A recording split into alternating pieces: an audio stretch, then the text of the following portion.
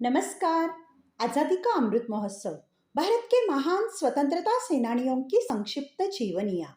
महाराष्ट्र राज्य शिक्षक महामंडल और सातारा जिला हिंदी अध्यापक मंडल के संयुक्त तत्वावधान में चली इस प्रेरक और ज्ञानवर्धक श्रृंखला में मैं सौ उज्ज्वला जनार्दन मोरे विठामाता विद्यालय कराड़ आपका स्वागत करती हूँ। हमारे पितामह श्रीमान ताका सूर्यवंशी सर जी के मार्गदर्शन में चली इस श्रृंखला में आपका तहे दिल से स्वागत है। आज इसकी 71वीं कड़ी में हम कैप्टन लक्ष्मी सहगल जी के बारे में जानेंगे। चलना पड़ता है अंगारों पर इतिहास रचने को, बिना ताकत झोंके तो एक जर्रा भी हिल नहीं सकता। संघर्ष ही दिलाता है एक इंसान को मुकाम उसका, बिन मेहनत के कोई फल मिल नहीं सकता। कैप्टन लक्ष्मी सहगल एक भारतीय स्वतंत्रता सेनानी और क्रांतिकारी थी। कैप्टन लक्ष्मी सहगल भारत की अब तक की सबसे सफल महिलाओं में से एक है। लक्ष्मी सहगल ने नेताजी सुभाष चंद्र बोस द्वारा स्थापित आजाद हिंद फौज की रानी झांसी रेजिमेंट की कमान संभाली थी। अपने हाथों में बंदूक थामी और भारतीय स्वतंत्रता संग्राम में एक शेरनी की भांति लड़ी थी। इनका जन्म 24 अक्टूबर 1914 में एक परंपरावादी तमिल ब्राह्मण परिवार में मलाबारा यानी ब्रिटिश कालीन मद्रास राज्य में हुआ था। उनके पिता का नाम एस स्वामीनाथन था। वे मद्रास उच्च न्यायालय में अधिवक्ता थे। वी.एस. अम्मुकुट्टी उनकी माँ थी। वह एक सामाजिक कार्यकर्ता और भारतीय स्वतंत्रता सेनानी थी।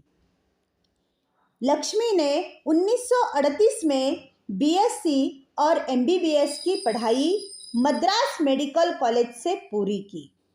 एक साल बाद उन्होंने स्त्री रोग और प्रसूति शास्त्र में डिप्लोमा प्राप्त किया। उन्होंने चेन्नई के कस्तूरबा गांधी अस्पताल में डॉक्टर के रूप में काम किया था। वे बचपन से ही राष्ट्रवादी आंदोलन से प्रभावित हो गई थी और जब महात्मा गांधी जी ने विदेशी वस्तुओं के बहिष्कार का आंदोलन छेड़ा तो उसमें उन्होंने हिस्सा लिया था। एक डॉक्टर की हैसियत से वे सिंगापुर गई थी। 1942 में द्वितीय विश्व युद्ध के दौरान जब अंग्रेजों ने सिंगापुर को जापानियों को समर्पित कर दिया तब उन्होंने घायल युद्धबंदियों के लिए काफी काम किया था। उसी समय ब्रिटिश सेना के बहुत से भारतीय सैनिकों के मन में अपने देश की स्वतंत्रता के लिए काम करने का विचार उठ रहा था। विदेश में मजदूरों की हालत और उनके ऊपर हो रहे जुल्मों को देखकर लक्ष्मी का दिल भर आया था। उन्होंने निश्चय किया कि वह अपने देश की आज़ादी के लिए कुछ करेंगी। लक्ष्मी के दिल में आज़ादी की अलख जग चुकी थी। उसी दौरान देश की आज़ादी की मशाल लिए नेताजी सुभाष चंद्र बोस 2 जुलाई 1943 को सिंगापुर आए तो लक्ष्मी भी उनके विचारों से प्रभावित हुए बिना नहीं रह सकी और नेताजी के सामने लक्ष्मी ने यह इच्छा जता दी कि वह उनके साथ भारत की आज़ादी की लड़ाई में उतरना चाहती है। लक्ष्मी के भीतर आज़ादी का जज्बा देखने के बाद नेताजी ने उनके नेतृत्व में रानी लक्ष्मीबाई रेजिमेंट बनाने की घोषणा कर दी, जिसमें वह वीर नारियां शामिल हो गई जो देश के लिए अपनी जान दे सकती थी। 22 अक्टूबर 1943 को डॉक्टर लक्ष्मी ने रानी झांसी रेजिमेंट में कैप्टन पद का कार्यभार संभाला। अपने साहस और अद्भुत कार्य की बदौलत बाद में उन्हें कर्नल का पद भी मिला, जो एशिया में किसी महिला को पहली बार मिला था। लेकिन लोगों ने उन्हें कैप्टन लक्ष्मी के रूप में ही याद रखा है। वे 1943 में अस्थायी आजाद हिंद सरकार की कैबिनेट में पहली महिला सदस्य बनी थी।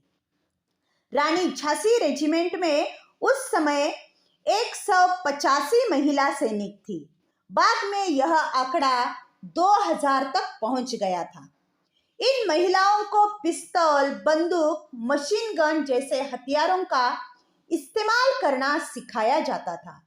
शुरुआत में इन महिलाओं को नर्सिंग टीम में काम करने का मौका दिया गया, लेकिन बाद में लक्ष्मी के अनुरोध पर नेताजी ने महिलाओं के 2 दस्तों को मोर्चे पर जाने की अनुमति दी और इन महिलाओं ने भारत और बर्मा के मोर्चे पर युद्ध जीत लिया।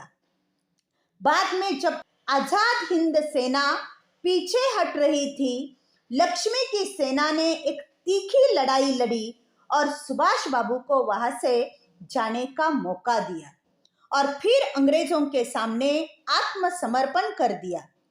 युद्ध के अंत में वह घायल सैनिकों की सेवा कर रही थी, इसलिए ब्रिटिशों ने उन्हें बिना किसी मुकदमे के रिहा कर दिया था। इसके बाद लक्ष्मी बांग्लादेश में चिकित्सा सुविधाओं और बचाव कार्य में भी लगी रही। मार्च 1947 में उन्होंने लाहौर के प्रेम कुमार सहगल से शादी की।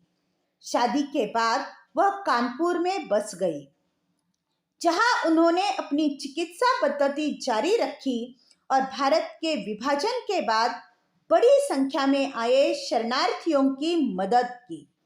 वे भारत विभाजन को कभी स्वीकार नहीं कर पाई और अमीरों और गरीबों के बीच बढ़ती खाई को हमेशा विरोध करती रही।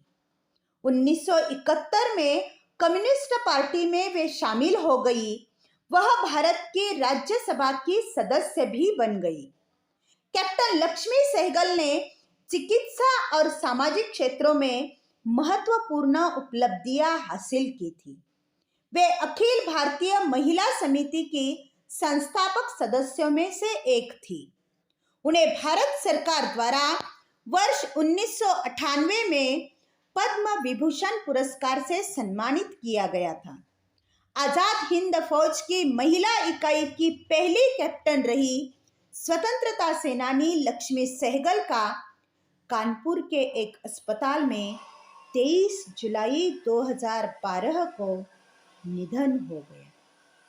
इस महान क्रांतिकारी को हमारे कोटि कोटि प्रणाम। जय हिंद।